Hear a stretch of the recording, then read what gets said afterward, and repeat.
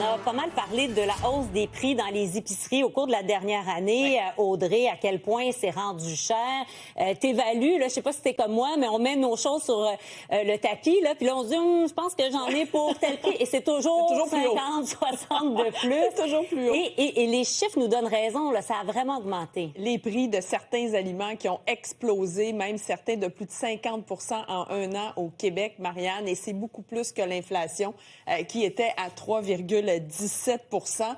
Où ça a le plus explosé, c'est la viande. On a souvent parlé du prix du bœuf ensemble. Le prix au kilo, par exemple, pour les côtes de bœuf, une augmentation quand même de 14,30 $. Eau de surlonge, une augmentation de 10 et 19. Et quand on compare, là, ce qui a le plus augmenté, c'est vraiment là, 7 des 10 plus fortes hausses des prix touchent la viande à l'épicerie. Vous en avez un exemple ici, c'est des augmentations de 35, 29, 26 pour le poulet, le bacon, le bœuf à ragoût, augmentation de 21 %. C'est très cher, évidemment. C'est pour ça que les gens, les familles se tournent vers d'autres protéines plus abordables, disons-le comme ça. Donc, ça force les familles à revoir leur panier d'épicerie parce que les produits du quotidien aussi ont augmenté. Quelques exemples d'augmentation. Les fraises, 57 % en un an, c'est pas rien. Les romaines, 41 %. Le café, on en a aussi beaucoup parlé, 36 %. Même le cantalou, augmentation de 33 %.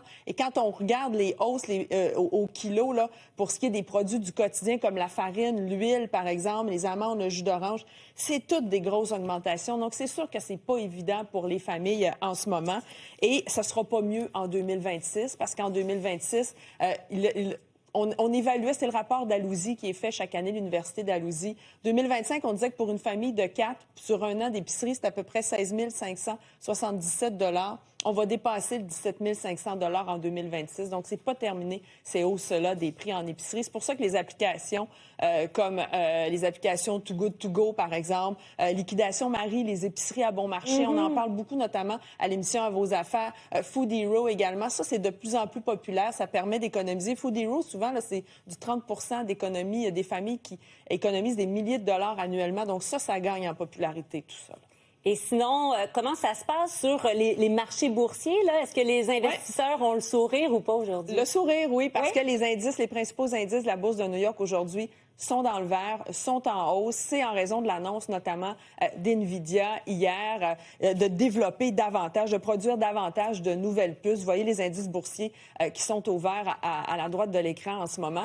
On a beaucoup parlé ensemble en 2025 de la crainte liée à l'intelligence artificielle, Marianne, de la spéculation, de la surévaluation. Là, il y a un certain optimisme qui revient parce qu'NVIDIA est encore parmi les plus importants et ça devrait teinter aussi les indices boursiers au cours de la prochaine année, tout ce qui a trait à l'intelligence artificielle.